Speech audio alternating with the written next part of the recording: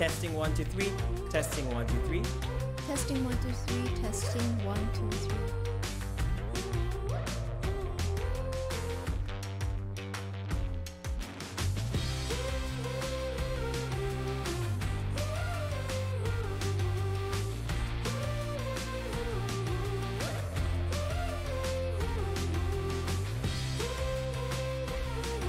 Hello everyone, and thank you very much for coming back. If you were tuning in earlier, we apologize for all the technical difficulties, but we are back and better than ever. Okay, hi everyone, I'm Fauzi and you are watching Off the Record. Now, Off the Record is our weekly live show which has been happening every Saturday at 8 p.m. for the last 4 Saturdays, where we invite guests to answer your questions about COVID-19 and any other related concerns you might have. Now, before we go any further, do us a favor and give us a like if you enjoyed this video, and remember to share the link to our show with everyone you know. Now, last week, I spoke to Minister for Finance and co-chair of the Multi-Ministry Task Force, Mr. Lawrence Wong, about Singapore's efforts against COVID-19. As always, if you missed that or any of the previous episodes, feel free to check out the recordings after this stream. Now, today, we have two very special guests over to talk about another important topic, and that is caring for your mental health during COVID-19. And up first, we have Principal Psychologist at the Therapy Room, Dr. Geraldine Tan. Hello, Fauzi. Hello. Thank you very much for being here with us. Now, for everyone tuning in, we want this to be an interactive session. So if you have any questions for Dr. Tan, please leave them in the comments and we will compile them to be asked throughout the entire stream, all right? But to get us started this evening, Dr. Tan, why don't you tell us a little bit more about yourself and what you do? Yeah, I get asked all the time until I don't know where to start, right? So I deal with the whole spectrum of psychology. So from the little ones right up to the adults. And then for the little ones, they are learning disorders, behavioral issues, and the adults, all the clinical issues also, including the learning disorders. Yeah, so the work that we do, it has exponentially increased during this period of time. Yes, and so counseling would be a major part of what I do, and yeah, sometimes I feel like I grow roots in my chair because I'm seated in my chair all the time, and it's not like we talk all the time; the clients talk all the time. Yeah. So this time round is opposite. Yes. You're talking. Oh, I'm talking. Yes, okay. Yeah. Okay. But perfect. I mean, you're the perfect person to answer some of the questions that we have right here. So, Dr. Tan, are you ready? Let's go. Okay, perfect. The first question is, how would you define mental wellness and what does being mentally well mean? So mental wellness, so we look at mental health. Mental health covers basically 3 components. The social component, the social health. Okay. The mental health, okay, which is what we call the psychological health, but mental capacity, mental health, mental functioning, and the emotional health. So this basic 3 different components, and whether it's well or not is whether we can actually think, feel, and do, and if any parts is not feeling too good. Fair enough. Okay, you mentioned about having a lot more work during this pandemic, right? Yes. Maybe specifically in relation to the pandemic, how does it affect mental health? And what are some of the trends that you have observed? Yeah, so one big thing is, just now as I was talking about the emotional well-being, right? And emotional health. So the emotional health has been really kind of affected by COVID because COVID hit us and it was a crisis. So our whole being was just, shocked into like an imbalance. Yeah, so the emotions are being affected. And one of the big things that is occurring now is a lot of people come to us with anxiety. Okay. High tension, they're worried all the time. Yeah, and it's not only for COVID itself. It's not only because of the pandemic, but it is a result of. So it's a consequence of. So it could be family issues. it could be work issues, it could be just even themselves, because a lot of reflection and self-reflection is going on these days. So their emotions are affected, their mental capacity is being affected. If you are so worried, they cannot function. Right. Yeah, and then needless to say, in this climate, social health is definitely being affected. Yeah. Okay. There's this thing called COVID-19 fatigue. Yeah. Yeah, I've heard of it. What exactly does it mean? It's the pandemic fatigue. So COVID-19 is just the disorder itself, but it's a pandemic fatigue. And it is very prolonged. So earlier I said crisis hit us. We expected it to blow over like any crisis. And then we came into this year and then we're like, oh, you mean it's not ending? Why is it not ending? And the dragginess of it just drags our mood down. We're so exhausted from it. That's why it's fatigue, right? Yep. And we don't know where we are going with this. There seems to be no light at the end of the tunnel. Plus the fact, every time our hopes are raised, it gets crushed. Yeah, I mean, the very classic one would be like the Hong Kong to Singapore air travel bubble. Twice over, it got crushed. By no fault of anyone, you know, but that's where a lot of people go, yes. And even for those that did not buy the tickets, right, they are looking and hoping that it goes through. So it gives a little bit more liberation, like, okay, yes, I think, you know, it's going to be all better now, but it's not. Well, hopefully with more people getting vaccinated, there is still a little bit of light coming at the end of the tunnel, so that's really good. Now, this question is about young people. I think specifically people who are watching this, I think they're curious.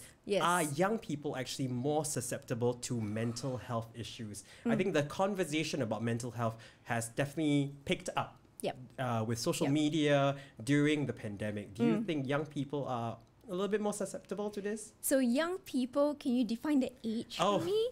I mean, maybe youth and teens, maybe. Teens and youth, so up to 35. So maybe, youth is until 35. Maybe my age, around 32, I don't know 35. how old. Okay, so I would say that each age group have their own challenges. Okay. So the youth are going through a lot of different changes, a lot of different transitions. So they will feel a lot of challenge during this period of time, because they go through a lot of life events. So life events, we know, so in psychology, every life event brings a lot of stress. Okay. Yeah, and the stress stays with us until it blows over.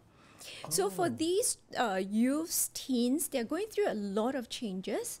So for those that are, so take our secondary school population, right? So Sec 2s, they have, they are going through that choosing their subjects, their combi and everything, and COVID hit. So now everything is a bit disrupted because their learning styles, everything are different. The mode of learning is different, and then those that have had to take O levels, A levels, suddenly, you know, the world already stressful. The world would turn upside down, you know, by the entire.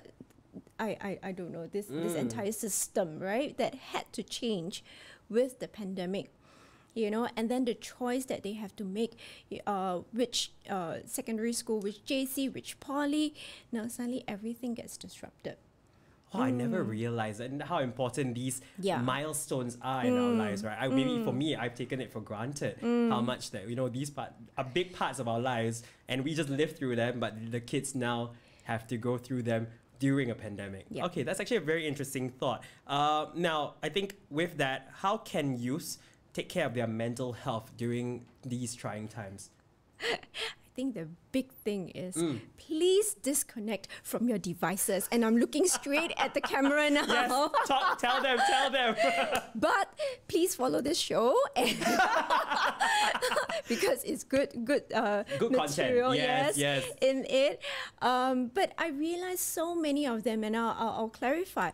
They would have 2 to 3 screens on when they are doing, I'm guilty. I'm very guilty of that. Just this afternoon, my little boy he's not so little, he's a teen.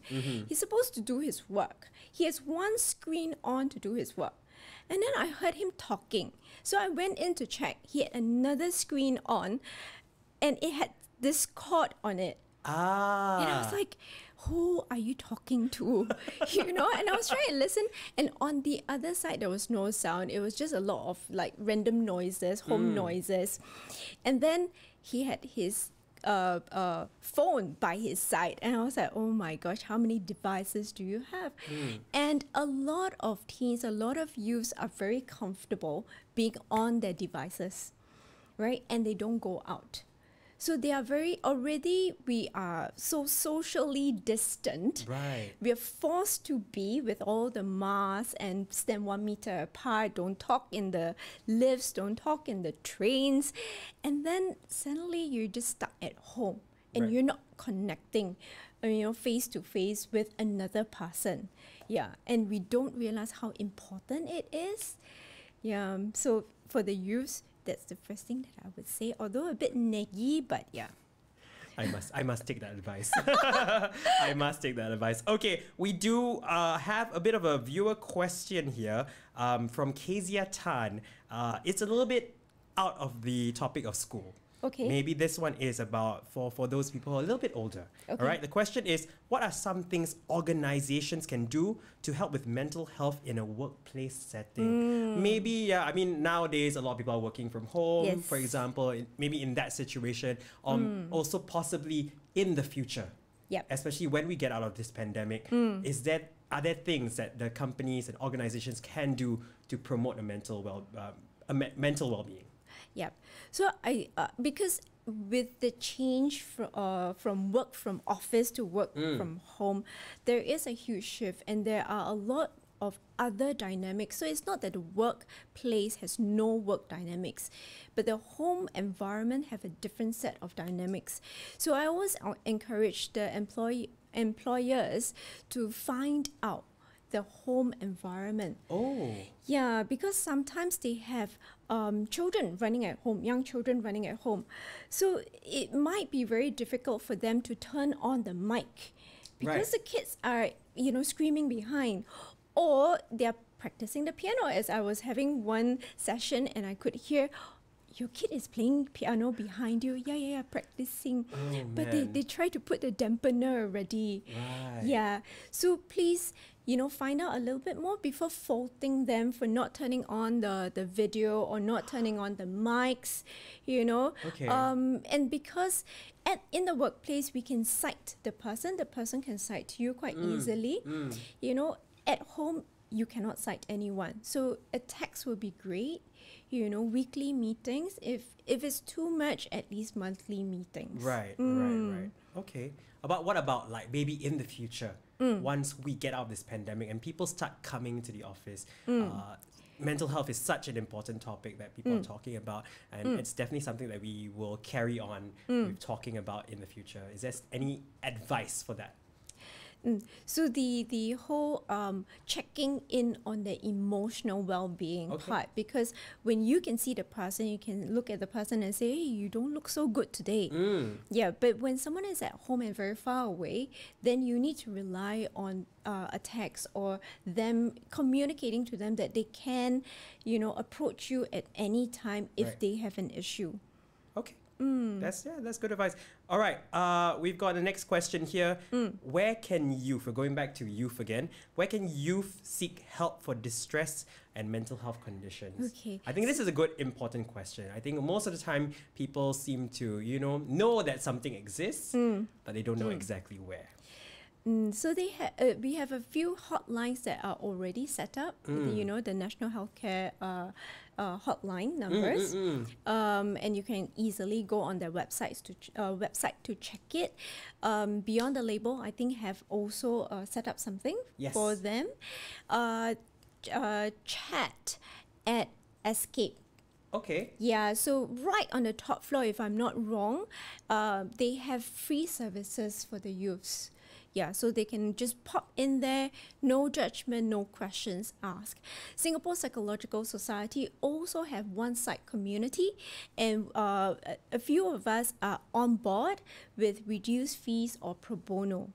So you get a whole lot of registered psychologists who are providing reduced fees or pro bono, so the youth can always check out. Nice. I do have a little note here that actually there is Bell, Beyond the Label help bot. That is actually an avenue for any youths if you're looking to seek for help. That help bot can actually help you out in that sense.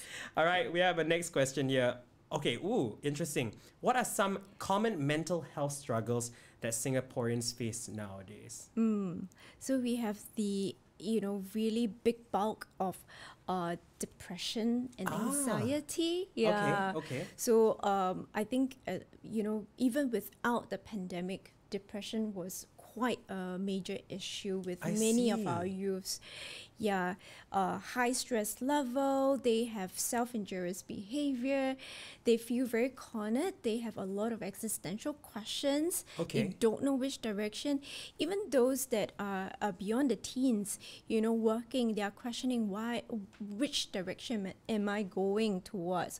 Why am I working? What's the purpose of my work? Yeah, so it's been quite tough, especially during this period of time where they really cannot see why are they working so hard for. Right. That actually does make sense. Okay, are there any tips in terms of ways we can help manage these struggles?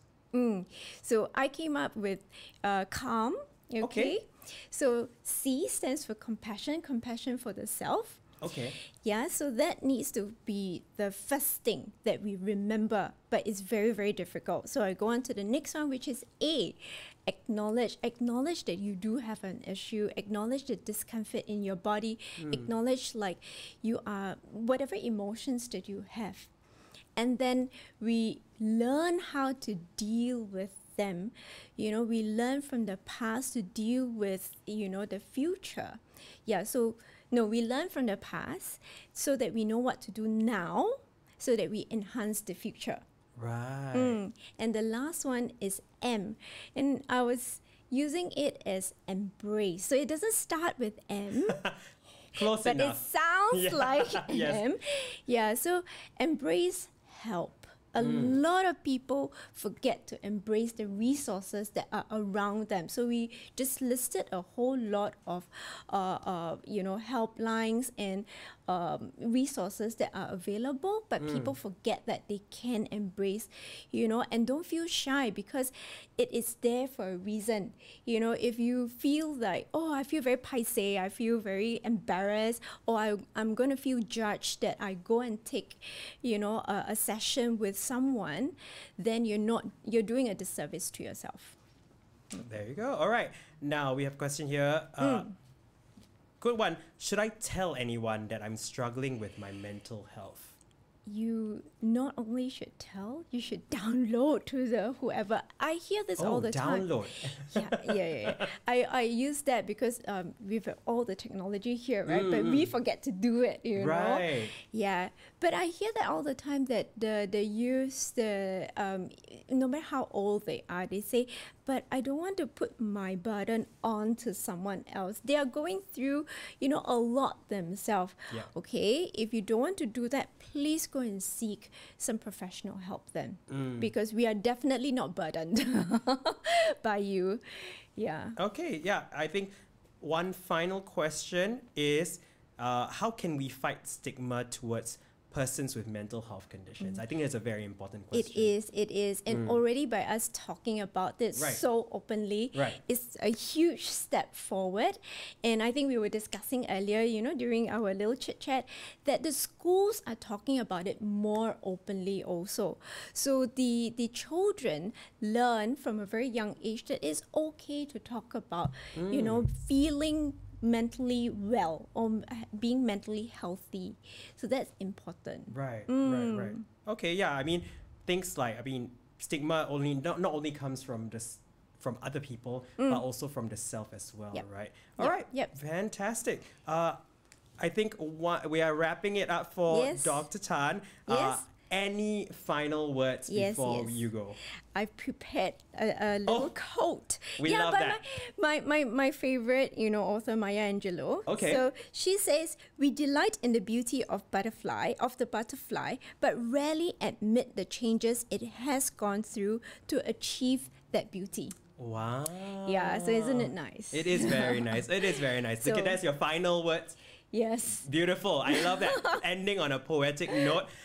Thank you very much, Dr. Tan. Thank you. Thank you for coming by. Now, before we move on to chat with our second guest, I want to take this opportunity to thank all of you who are tuning in tonight, as well as those of you who have tuned in religiously every week. We really, really appreciate all of your support. Now, thank you. And for those of you who are just joining us here for the first time, you are watching Off the Record. Now, it's also never too late to give us a like and share this video with all your family and friends so more people can catch it, okay? The next guest is going to be an exciting one. All right, today we've been talking about a topic that many people have started discussing recently, and that is about caring for your mental health during this pandemic. All right, to get his take on this topic, we have someone I'm sure many of you will be very familiar with. But before I go to that, I want you all to start thinking of questions, all right? Because we want you to start leaving questions in the comments for our lovely producers behind the scenes to start compiling them, and for me to ask this lovely person who's sitting right there. I'm very excited already. Okay, because we have none other than Adrian Pang, actor and artistic director at Pangdemonium. Hi, Adrian. Hi, Fauzi. Thanks for having me. I had to stall a little bit for time there because they were setting you up. Yes, as I said earlier on, if you have any questions for Adrian, please feel free to leave them in the comments below. And to get started, I have a couple of questions. Maybe tell us a little bit more about what you do and how it is related to today's topic about mental health. Sure. I have been an actor for exactly 30 years. Oh my God. And 10 years ago, my wife Tracy and I set up Pangdemonium Theatre Company. So we've been producing theatre for the last 10 years, since 2010. And last year was supposed to be a big year for us because we were going to be celebrating our 10th year as Pangdemonium, but then something funny happened to the world, which kind of put a damper on our plans. Right. And it's still putting a damper on our plans because theatre has basically come to a standstill over the last year and a half. We're trying in small steps to restart again. Everybody's trying to get their lives back on track. Baby steps. Exactly that. You did mention a little bit about how the pandemic has affected your work. I think I'm interested in how it has changed in how you work. Oh my God. I mean, the very definition, I suppose, traditionally of theatre is a group of people congregating in a shared space to experience storytelling absolutely live, and to have a piece of drama unfold before their eyes, performed by live actors. Right. But the pandemic has rendered that completely untenable. And so, like so many other sectors and so many other occupations, we've all had to, I hate this word, pivot and digitize. And to digitize theatre, it's an oxymoron. Right. But we've all had to embrace it, you know. And even Dr. Tan was saying earlier on, seeing clients had to be online for a little while. Yes. Before I continue, every single thing that Dr. Tan said in chatting with you earlier on, every single thing resonated with me personally, and I identified with everything that she said. Amazing. It's so true. We are, as the human race, going through some weird existential crisis here with this pandemic, where we are not allowed to coexist in the way that we've become accustomed to. I mean, the very fact that we're even sitting in the room together now is a strange thing. We haven't been allowed to do that for the longest time. So it's been really screwing with all our minds. It's certainly screwed with mine for the last year and a half. I mean, we can all relate. I can relate to that as well. Yeah, you did talk about, how, things have been digitized. All right. Do you think it's possible that online platforms can truly replace face-to-face interactions? I mean, I don't believe it's possible, but... No, I've been, for ages I resisted it, and I was fighting against it. The whole idea of putting theatre online was something that I found ridiculous, and I just fought against it for the longest time. Right. But and once again, as Dr. Tan was saying, we thought, this in a few months this will be over. We'll get back on track again. No, it just went on and on, month after month after month. There was no end in sight, and even now there doesn't seem to be any kind of real end in sight, because little things start getting in the way. Every week we are surprised by a new something, by a new variant, and so for the longest time I resisted putting any of our theatre online, but it got to a point where we went, oh my God, looks like this is the new norm. I mean, if we don't just kind of try to get on board and embrace it in some way, maybe we're going to be left behind. So in the end, we slightly grudgingly, experimented with it. We did a couple of productions online. I wouldn't say it was the most fulfilling thing in the world for me, certainly. I mean, there were people who were kind enough to tune in, and some people were very, very supportive of it. Some people went, hey, this is all not working for me. Give us the live thing, which I was like, yeah, I want to get back on stage, but we can't, So I think we've all just had to have no choice but to adapt and try to make the best of it, and just hope for the best. Fantastic. All right. Now tell us a little bit, maybe you can tell us a little bit more about what Pangdemonium does. I think specifically in relation to work in addressing mental health conditions. Right. Yeah. Pangdemonium, I mean, our mission has always been to tell stories that make people think, make people feel uncomfortable, make people want to debate and argue and even fight over, make people challenge themselves and question themselves about their own beliefs and their own assumptions about their own lives and about the world and about each other. And one major part of those challenging questions have arisen out of productions that we've staged that address mental health issues, and we have staged several productions that grapple with this very thorny issue of mental health. We started out with a production in 2013, which was a musical called Next to Normal, which was about a woman who has been struggling with bipolar disorder all her life. And then later on the year, we did another production called Gruesome Playground Injuries, which looked at youth depression, self-harming.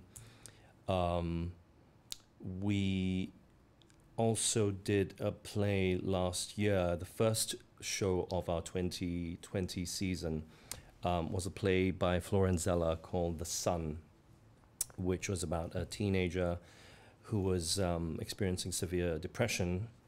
And I played the teen's father who could not understand what his teen son was going through. And that was the final show that Pangdemonium was able to do before lockdown kicked in, and then theatre just ground to a halt. And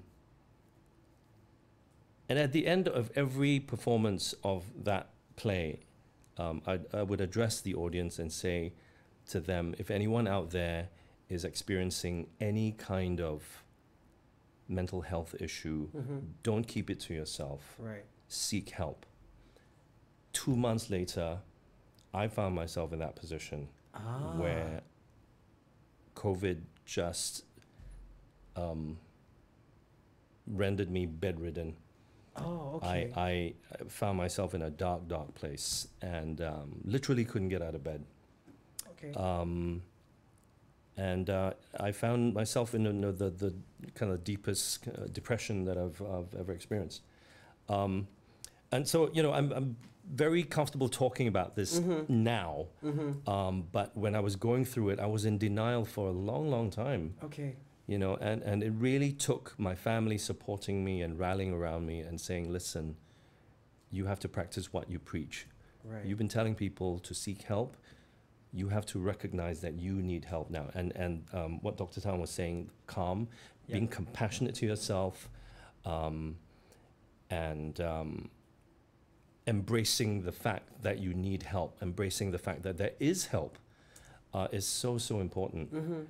And so I finally got off my ass and went and sought help. And since then, I've been seeing a therapist regularly, online at first.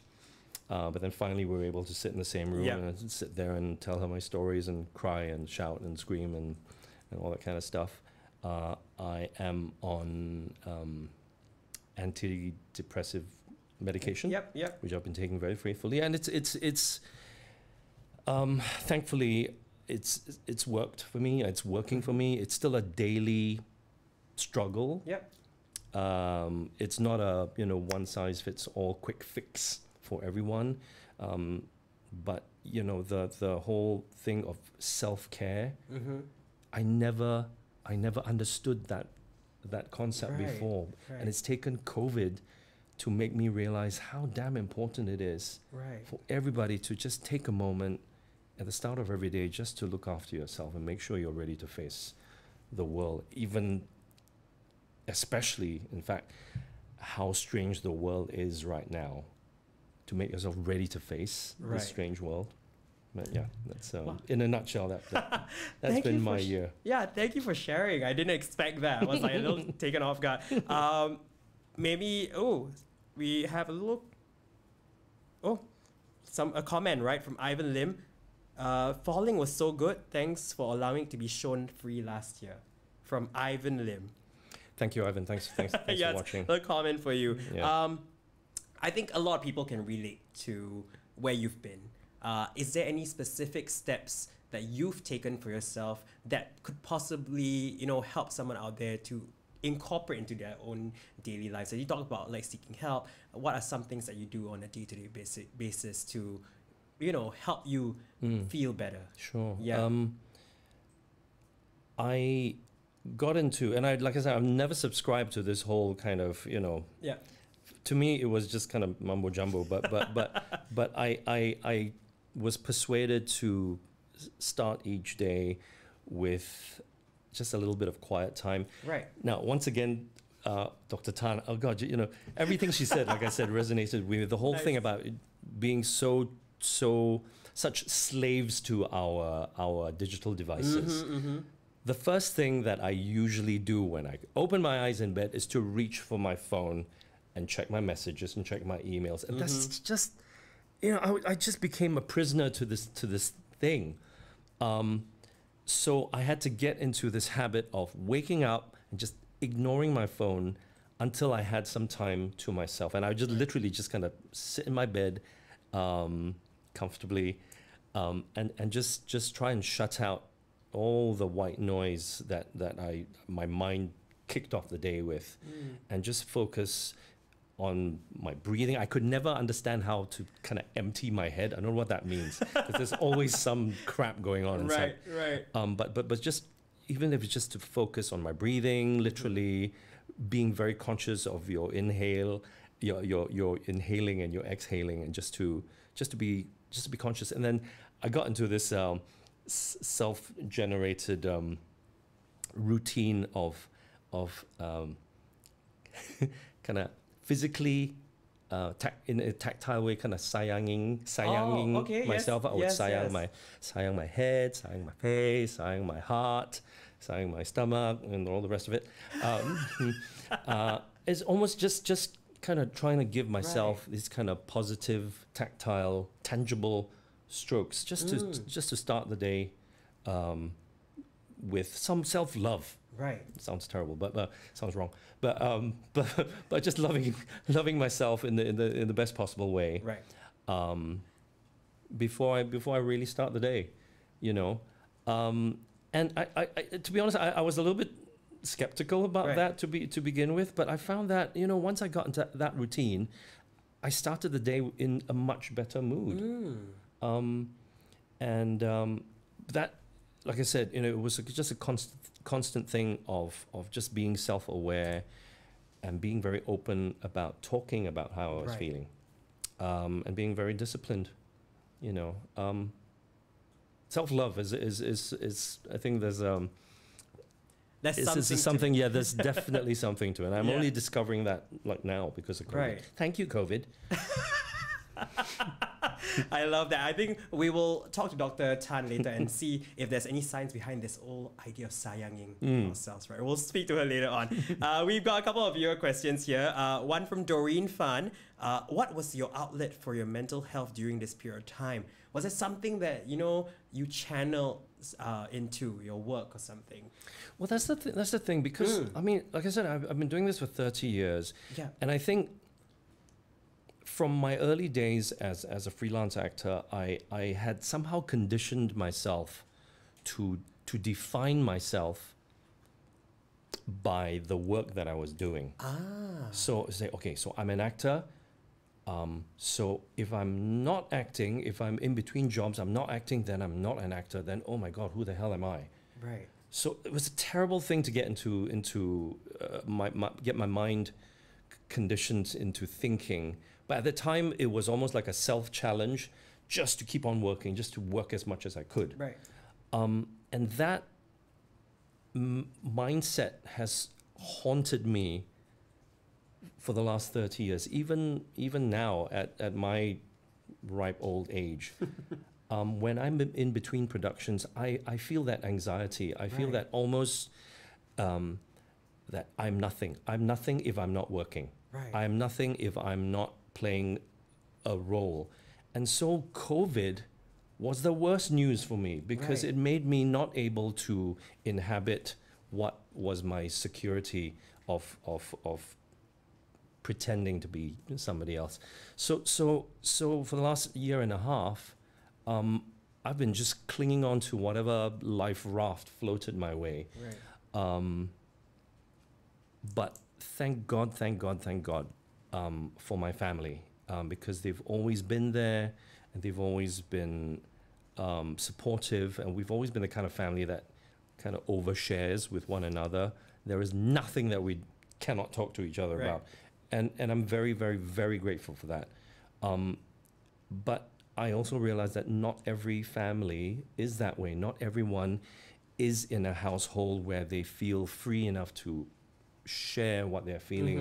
And COVID has been bad news for a lot of people like that, because being stuck at home, especially during circuit breaker, if you're within a not very happy family dynamic, that has, I know, and my therapist kind of shared this with me as well. She said that a lot of people are extra stressed out, extra depressed, because they are forced to face their family all the time. And I suppose going back to the question of the outlet is to find someone to talk to. It's so important to reach out to someone you trust. It might not be your family member, but please find someone that you can vent what you're feeling and share what you're feeling with. It could save your life. It could save your life. Very, very good advice, actually. And you answered a question that we have from Ismiraudatul Huda Sulaiman, who did ask, how do you communicate your personal struggles with mental health issues to your loved ones? So find someone you trust and start talking about them. But I mean, it's not easy, especially in an Asian context where you know, we just don't seem, we don't tend to share our deepest, darkest secrets, you know, with your loved ones. And as a father, I can kind of understand where that comes from as an Asian dad. Right. You know, if your child comes to you and says, "Oh, you know, I've got a pain in my leg," you know, as a father, "Oh, I'll go and take you to see the doctor. The leg doctor will solve your leg problem," you know. But if your child comes and tell you, you know, "I'm feeling very depressed," Yeah. "Oh, ooh, that's a bit awkward. Just go and get some exercise, or you know, just look on the bright side of things," you know, kind of thing. I mean, which is just not, obviously not. I'm not prescribing that, but I think there's a lot of families that just don't know how to deal with an emotional issue or a mental issue, especially when it's still such a stigma in so many societies. But you must find someone to talk to. You just have to. Yeah, absolutely. I think the next one, we wrap it up a little bit nicely with how can we normalize conversations about mental health? I mean, thankfully, I've been noticing that people are much more willing to have conversations like this, like what we're doing right now, about mental health. Certainly when I was growing up and going through my own teen nonsense, and looking back now, that teen nonsense was depression. You know, I was going through it even then, you know, 40 over years ago. But I couldn't talk to anybody about it. Not my family, you know, I was kind of awkward talking about it to my friends. But now I notice young people much more willing to share and talk about it, and not be afraid to talk about it. Yeah. Is, I think, trying to persuade the older generations that it's a matter of life and death for a lot of cases, because the number of instances of young people not being able to cope with their anxiety or depression and feeling just completely alone and resorting to the worst ways of ending it. Yeah. I mean, one life lost through a mental health issue is one life too many. And it's just heartbreaking to know that still happens. So it's trying to persuade more and more people that mental illness is an illness, and just like any illness, you need to seek help to treat that illness. That's actually, a really good piece. Again, another good piece of advice. Final question. I'm sorry, there was one more question, and that is, how do we fight the stigma towards people with mental health conditions? I think this is one of the biggest problems that we still face as a society, and we need to figure out ways on how to fight this. Yeah. Any thoughts about that? I mean, this whole thing about building a more compassionate society, it's so easy to say, Yes. you know, but it really just comes down to, I think, every single individual realizing that we all have to kind of rely on one another, and especially in times of crisis, like what we're going through,